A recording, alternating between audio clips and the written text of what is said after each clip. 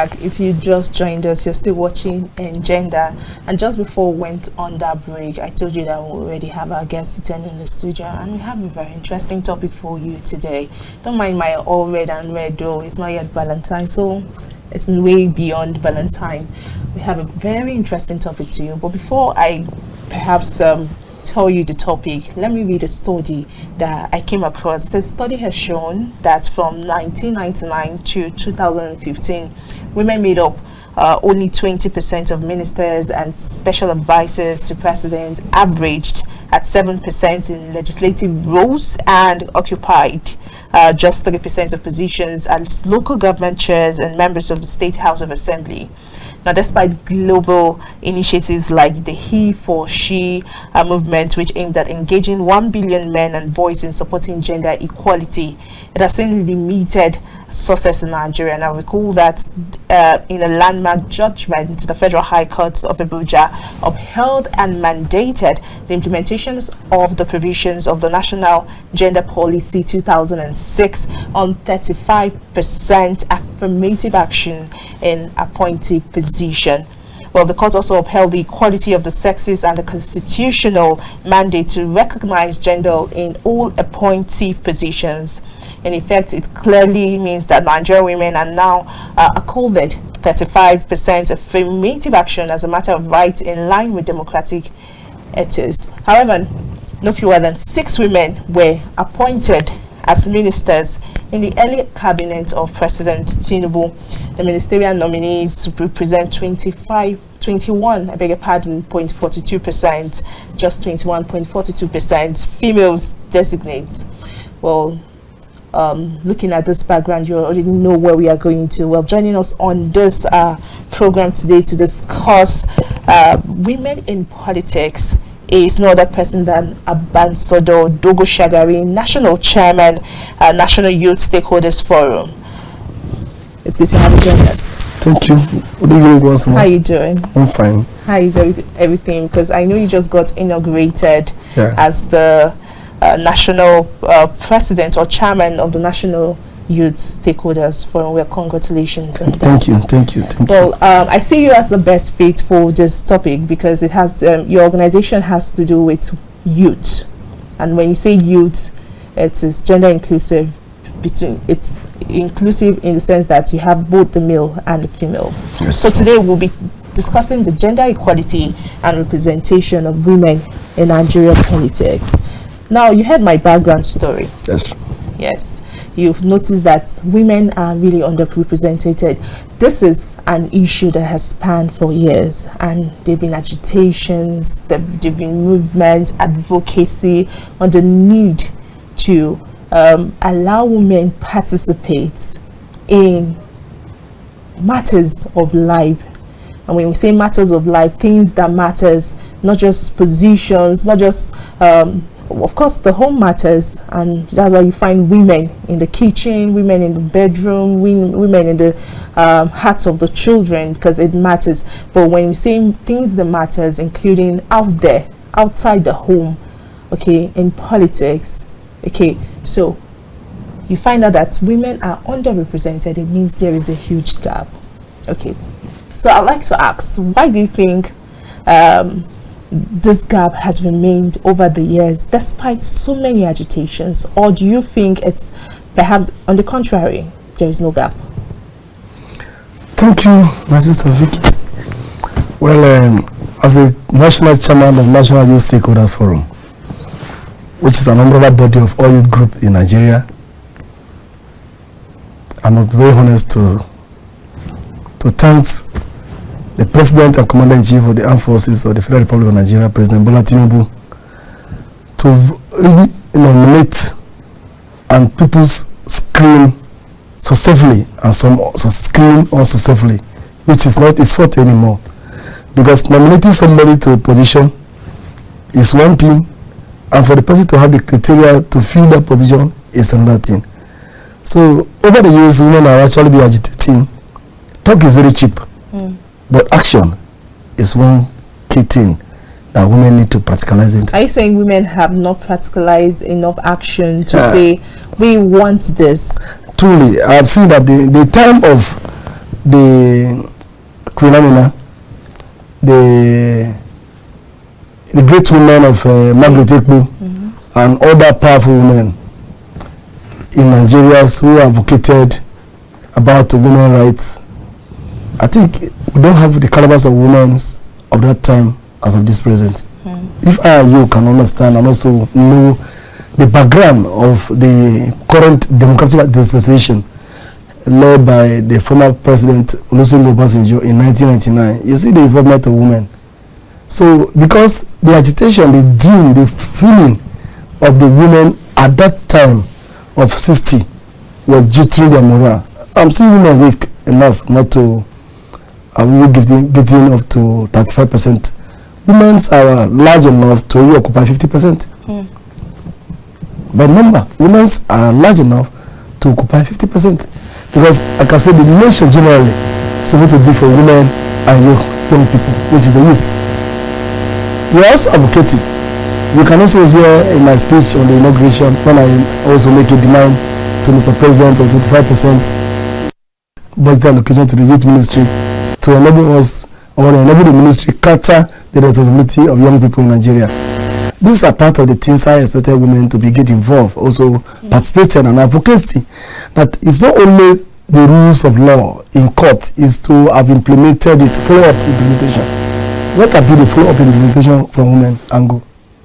Okay, so let me come in here. You said the women we get to see these days as against the predecessors, those in the past, it seems as though the morale is low and they do not stand a formidable front. Okay, so what do you think changed? Because I know for a matter of fact that in terms of when it comes to cultural structures and norms, back then it was even more harder, where they say, oh, the woman is supposed to be in the kitchen. Now women are rising and say, oh, you do not want to just be in the kitchen. Okay, so this is the time when it's supposed to be more stronger. Such agitations are to be seen even more. But now you said women are not holding forth formidable front. So what do you think changed?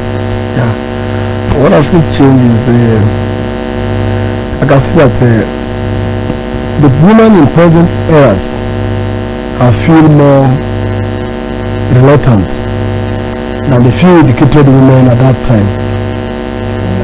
One. Okay, so before you give us that number, let's quickly go on a short break. When we return, the program continues. Stay with us. All right.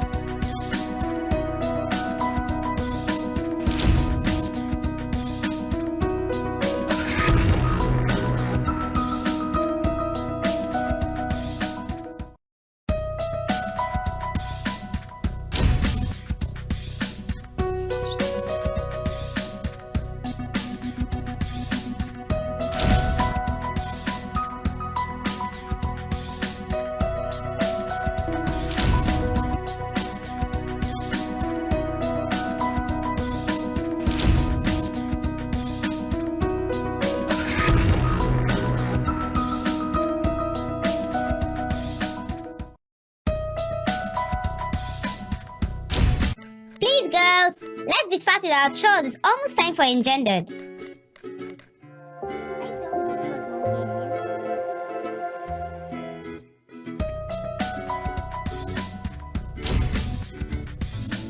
Girls, it's time for your favorite program, Engendered. Yeah, Mommy, we're coming right away. Sophia, turn off the gas.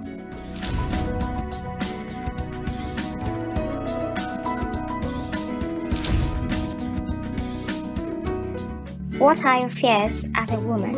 And what are your doubts as a lady? You think you're alone with those thoughts?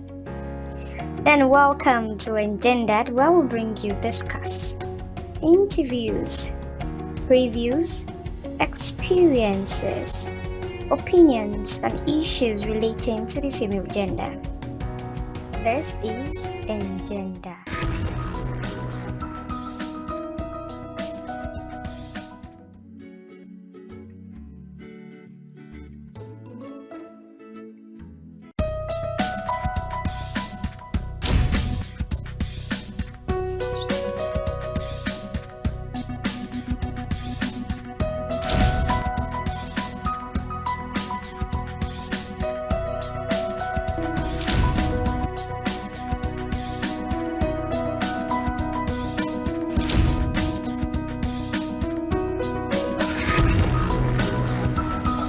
Okay, welcome back. We're sorry we had to go on the break due to technical issues, but we're back now. Okay, so before we went to that break, we're talking about what I asked you what you think changed in the aspect of coming out in strong will and determination to pass on the message of what we want, the agitations, the advocacy. What do you think changed? I think today Nigerian women are not proactive enough. They are not courageous. They are not determined to stand their ground as the way the great women of the 60s were. Because you can't say I'm advocating for something that is all about me and I look reluctant. Who will give it to you? Even the elders who struggle in the political cycle, they don't sleep. I challenge the women to not to sleep. So the women look so reluctant. That is why the implementation is so difficult to achieve. You are to understand that the women then are very, very, very, very passionate about the Nigerian women and they made impact globally. If you can see, the Nigerian women of this present time are very few who are making impact globally. I can understand how many are there within the north and the south. But if you say they are consistent in fronting the agitation for women 35% or whatever percentage they require or demanded, Nigeria would have heard and listened to them. Okay. And I'm sure Nigerian leaders are not taking women for granted, but rather women are taking themselves for granted. That's a very strong accusation there, because it's not an accusation, it is a fact. Because I know that men have even come to terms in terms of collaboration, supporting women in a way, and that's what we find in my earlier remark, the he for she's. We see men who call themselves the he for she to push home those demands, but yet if you say the women are not being courageous enough and not fervent enough and not insistent or persuasive, then how about the men who are coming out to support the women? Let me shock you, lady. Do assessment now here in Abuja. How many ladies who are classical ladies that can see in their cup of savings up to 5 to 600 million naira, but are less concerned about politics, and they are home? So you want the president to nominate them at home without having any concern? Politics is work and chop. But we have women who are out also. Because I interviewed a woman on this topic, and she gave her experience because she contested for the Anambra State governorship election at some point. Okay. And she gave her experience of how the limitations, the challenges, and how it was so difficult for her to vie for that position in the first place, and the threats of how they telling her to step aside and the like. So you find out that most times there are women who want to do this, they come out to do this, but at the end of the day, either the threat for life or perhaps anything could come up. Ricky, let me be very honest to you. There is nobody that does not receive threats when it comes to political impact. It is only a candidate that is impactful or is making a wave. Are you hearing me? Okay. That threat will come in. Because if you are not relevant, who bother about you? You don't care whether you are existing or whether you are on the race. There are about 19 other about political party that contested the election. I know fully well that the three major political parties or three major political parties, if any of them declare winner, you can't be surprised. There must be a contention, like they can say contention after the President Tinubu victory. So any woman who fell out of the race because of the threat, it means she is not courageous at first not to even run for the election. She is not determined to even lead. Even if you give her that position in good, she will make an impact. 3, what takes you to win election is your date of life and date of death. As you aspire, finger your hand to contest an election, you are really zero your mind. You are not part of your family again. That's the truth. Until you occupy that position, which is an authority that will give you veto power to exercise caution to people who are against you. As much as you are in the struggle of moving, you have put your family backward, your husband backward, your children backward. That's why so many politicians kept their families, their children out of the terrain of their contest. You understand me? So they will focus on the race. They focus on the race because they want to focus to achieve the objective for the community you are advocating for. But if you see some women in Nigeria, even before the primary, I've seen men losing one political party tickets and run another one to win election. So how many women have done that? So who is stopping them? Will you say it's a man who is suppressing you? No. In every political environment, there should be opportunity for women to take plan A, plan B, plan C. And that is what the men are using to dominate them.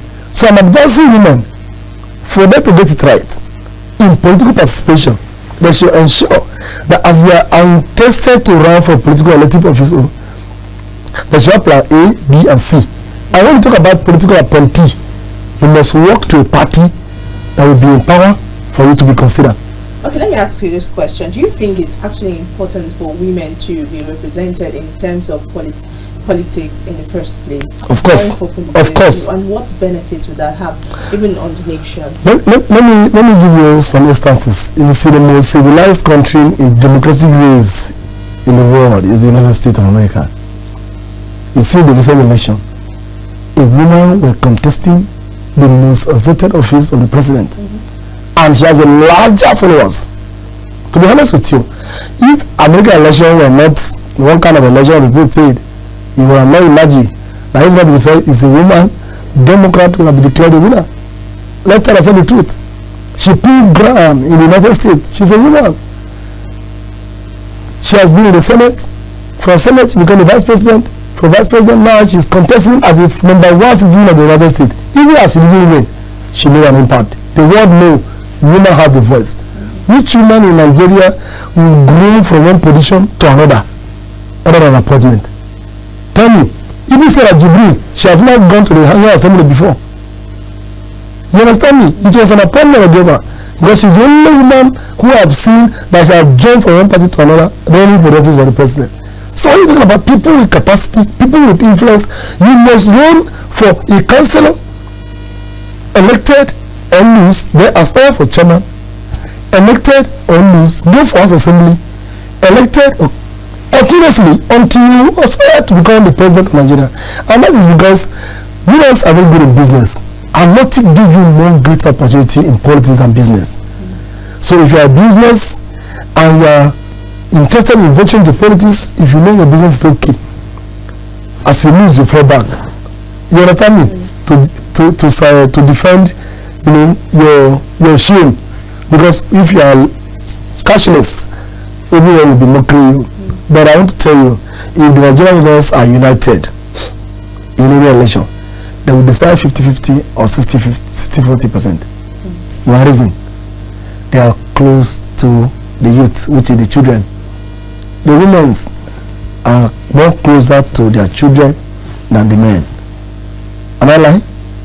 So anyone who is going out to vote, and the mother say, vote for my choice candidate, which is a woman, and the son say no. If you're a good woman, you know how to consult your children to vote for a candidate of your choice. And if that advocacy can go all around, it can turn around a different change. Okay, I want to ask two questions.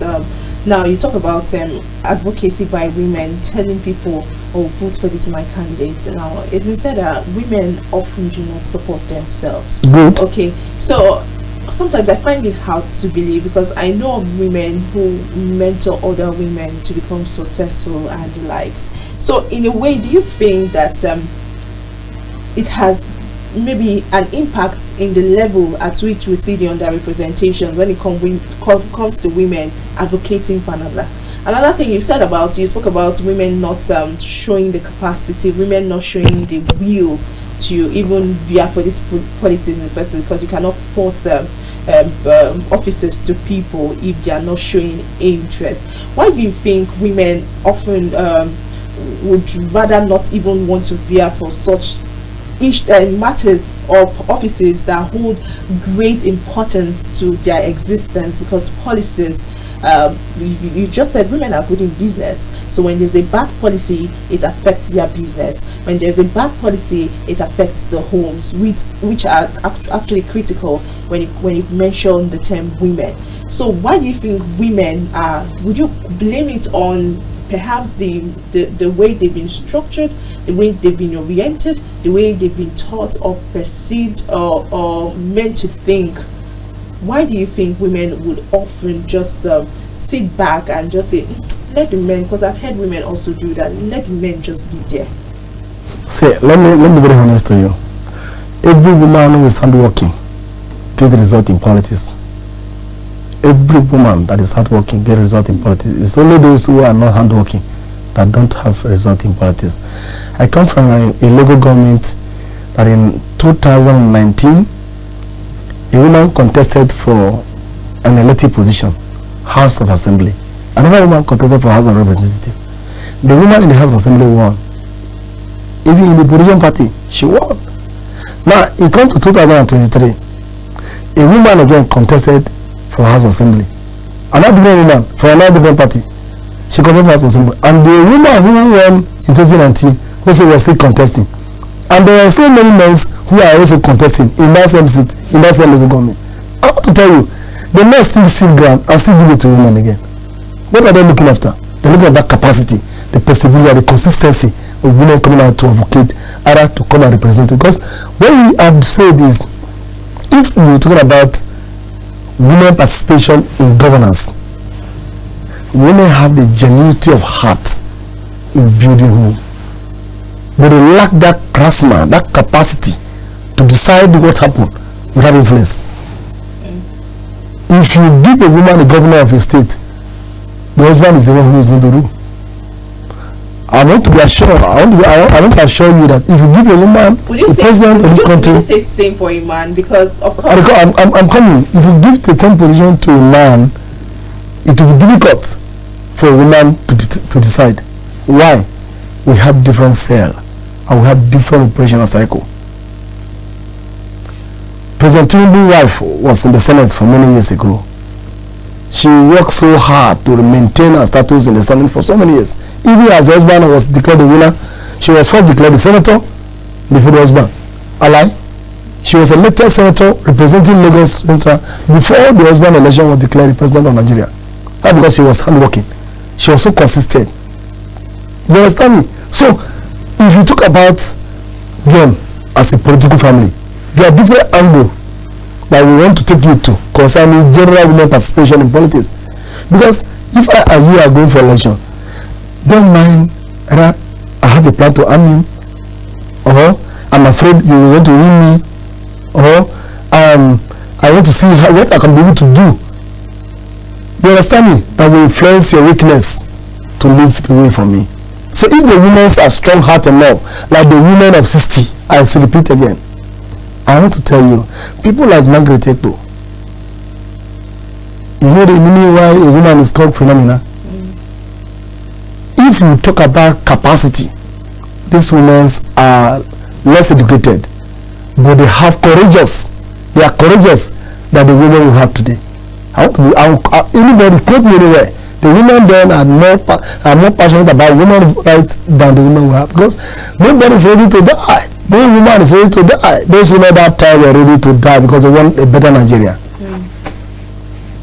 Perhaps maybe women are busy raising up the presidents, the governors we see today, and the senators. So if they die, who is going to raise them? Okay, I'm concerned that as much as you come to serve the nation, that day that you have decided to run an office that's concerned with humanity, consider yourself a non-existent human being, but for the masses. You know why? You cannot bother to serve the masses and you have time for yourself. Nobody, including the former President Jonathan, including the former Senate President David Mark, including the recent past president, Muhammadu Buhari. To be very honest with you, if you see the way they are glittering now, you will know that they were dead people before. Now they have come back to life. So any woman who said, because I won't go, let me not die because of my children, she has not been prepared from the first time to run for the office. I'm challenging women to be actively participant in Project Women Nigeria and ensure they are ready to occupy office.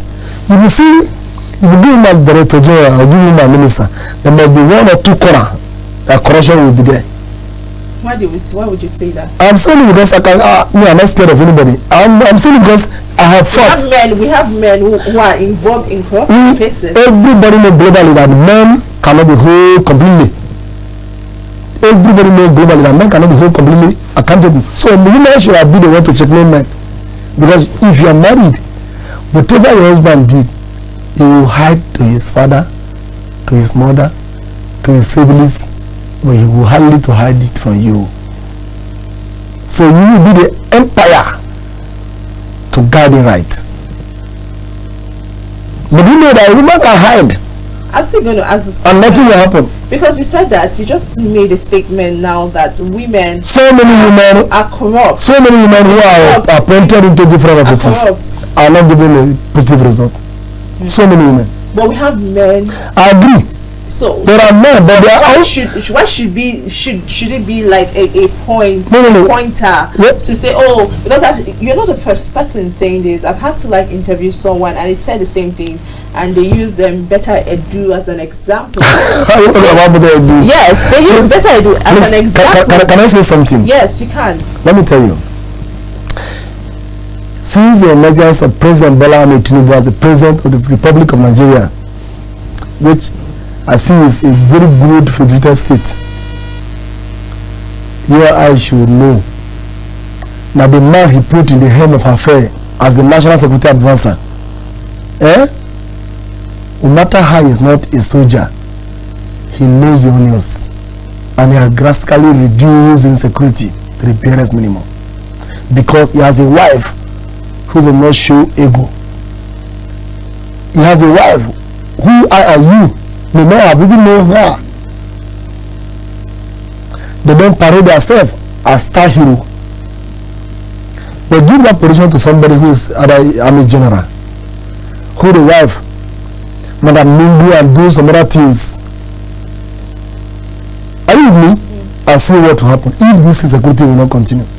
So I'm trying to tell you why you said women are not capable when given appointed position, or not delivering, not completely delivering. Let me put it direct. Let me say it the right perspective. Not completely delivering, not given appointed position, but they perform excellently well in elected position because they see themselves as majority and as also opportunity for them to err. Let me tell you, when Florence Ite was in the National Assembly, are you hearing me? Yeah. He was a very strong woman that you cannot bull away. You can't push that woman away. As much as she's concerned, she said what is in her mind and she said anything about Nigeria. But if you give somebody like her a position in a appointed role, you will see another different color. You know why? Appointment is a secret room. Elected position is an open room. So if you are elected in the assembly, even if the budget is being padded, you understand me?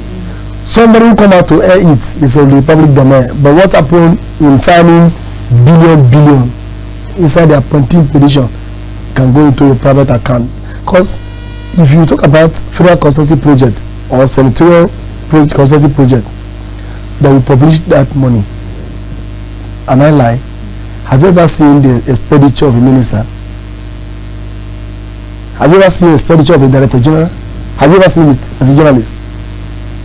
Now I'm asking, we need those kind of transparency. No, but I'm asking you, have you ever seen it? Is if you are elected to represent the people, you will be enough to be accountable. But if you are appointed, you will be enough to be accountable to the principal who appointed you. So the president cannot be everywhere. The wife of the president cannot be everywhere. The women who they brought will say, this is a women's cycle. That is the problem of women appointee in government position. The women who are elected into office, so many of them have done extremely well. I can commend them. So I challenge women to come and participate in elected position, other than looking for a appointed position. Unless they want to become ambassador, which is a retirement position. They will go and rest, listen, and all about it. So when you are still saying elective and okay, women should therefore participate in elective position, yes, rather than appointed position. There's still restrictions. No, sorry, I'm not restricting them. I'm giving them this. You know why? I think it should be open, because you cannot say women do this, men do this. That's what we are trying to. We're trying to condemn. We're trying to create that balance. You are good to condemn, but I'm also good to also advocate what will be good for them. One, if you are given a position, you can hire and fire any day, anytime. If you are elected, you have your right. You can advocate for more women. You can even do business from your office, generate more money, and sponsor more women to run for office. How many women in Nigeria will never think to encourage other women to run elected position in other states other than their relation? But men do that. That is why I tell you that the women are not prepared. Women are the signature of their husband's account, but they cannot carry one naira out of the money they have saved to empower another woman somewhere. That would be another different name for elected position. But men take the risk and give you even $1 because they know it's an investment. You understand me? To build people around you, which is any day you want to come out for election, men will rally around you and say, "Oh, this is our own." Who is a woman of that repute in Nigeria that have built women around her? Tell me one. Okay, so talking about having this women collaboration and rest. So I said the other time that there's this complaint which you've just said now, that women often complain that they don't get as much support from other women.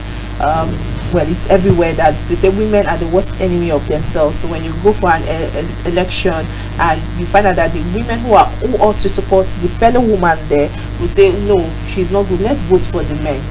So how do we change this now? Orientation.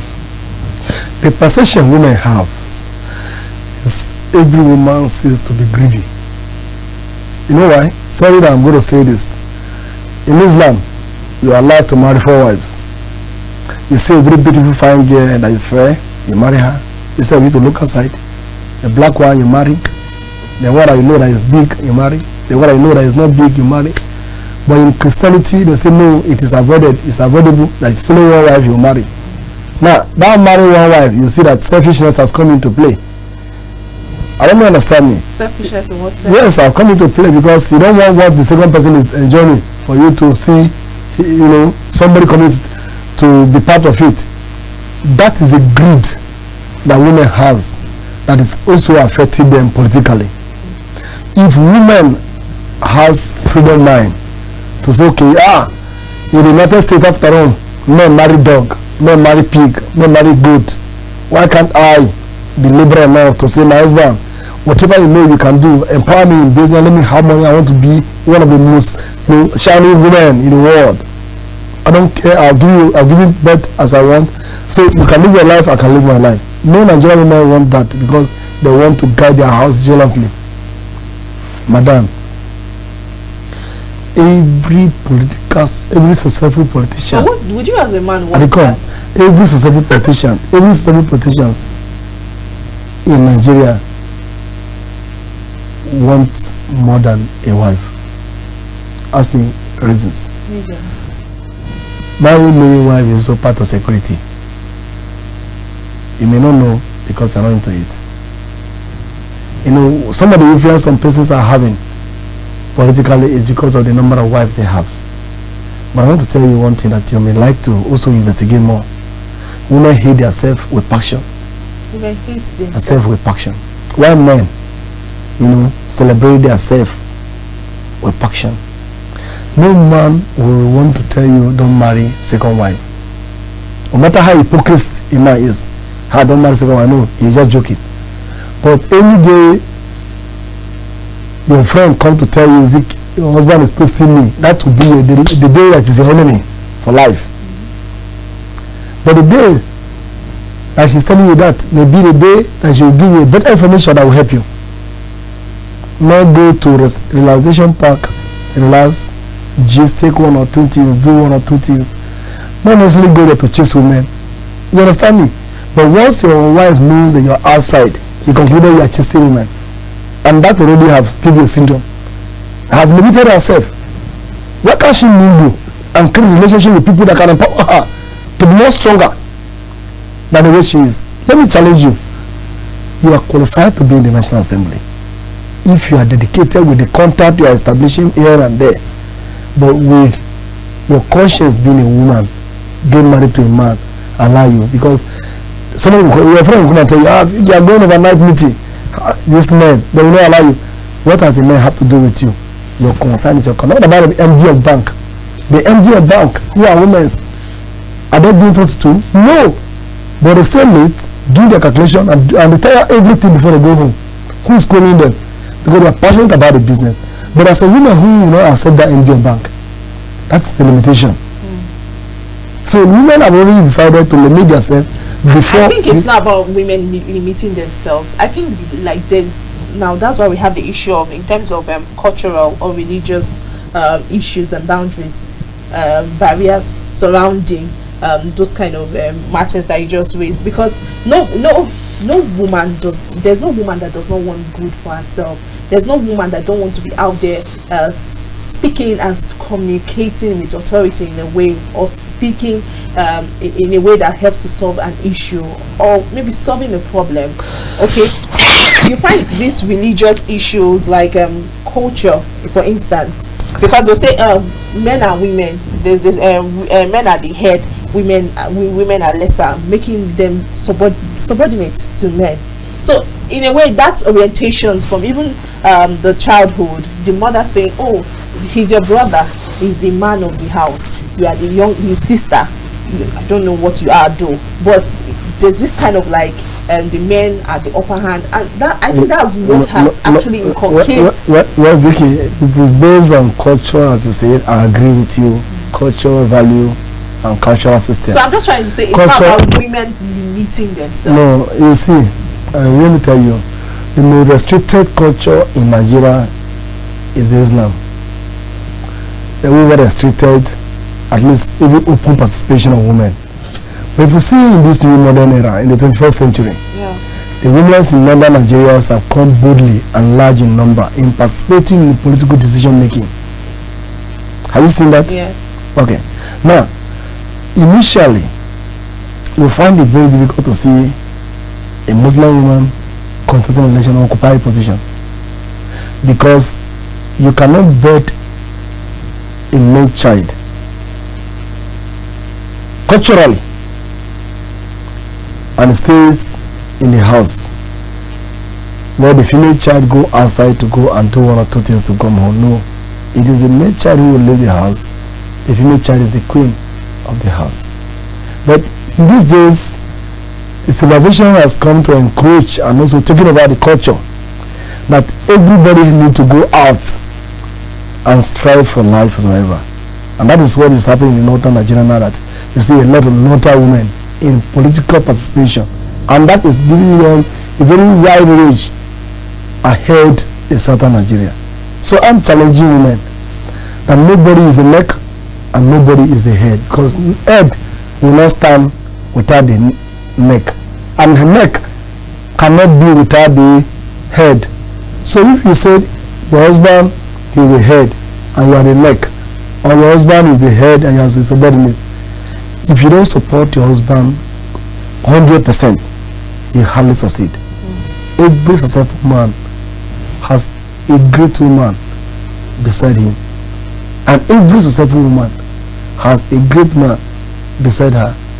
Imagine, do you ever think about who they call Dr. Kojo? Have you heard of her? What of the great Amina Mohammed? Amina Mohammed have grown to the United Nations. Kojo have grown to the World Bank. It's a powerful Nigerian woman.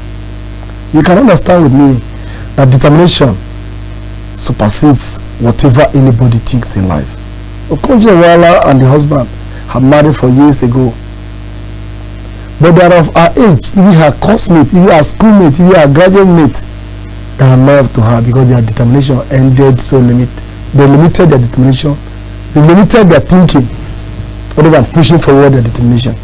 So I want to tell you, women are problem on their own, and as it is now, what they will do to change the narrative is canvassing and reorienting women to participate in political decision making. But do you see?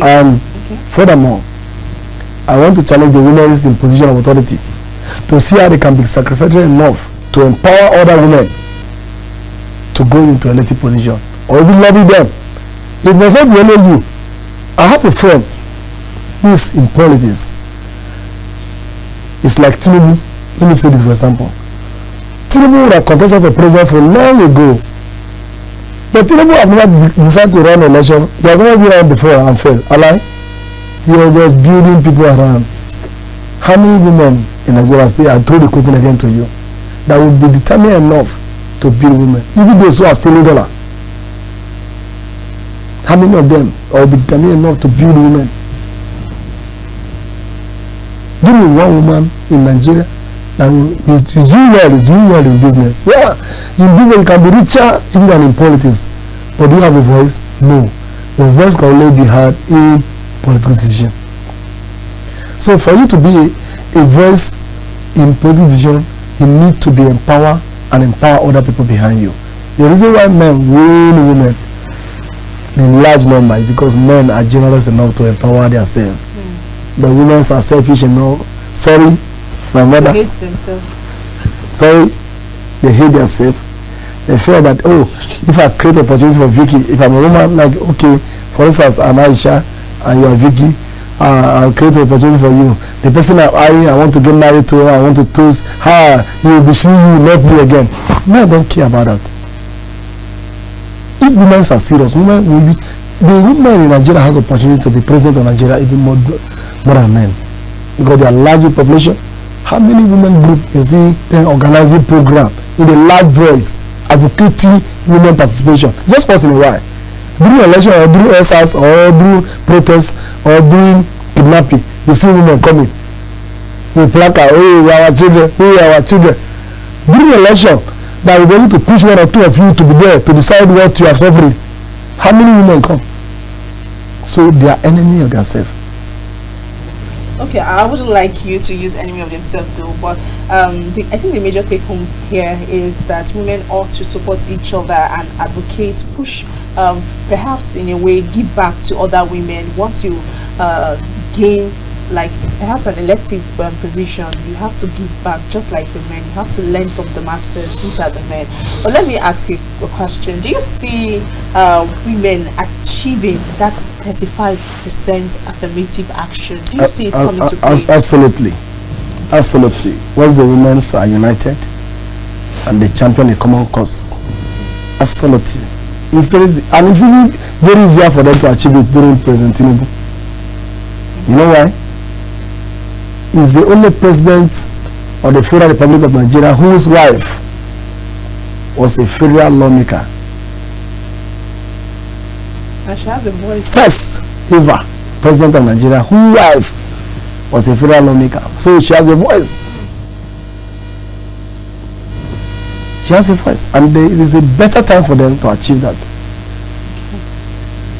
Thank you, Mr. Dogo Shagari. I would have loved to ask you more questions, especially when it tends to be like managing, because sometimes they said perhaps tagging marriage to daughters, okay, more often, or to women when vying for political positions has become a major problem and major concern, because you'll be asking, when a man is being interviewed, they interview them, especially the role of the media when it comes to women participation in politics.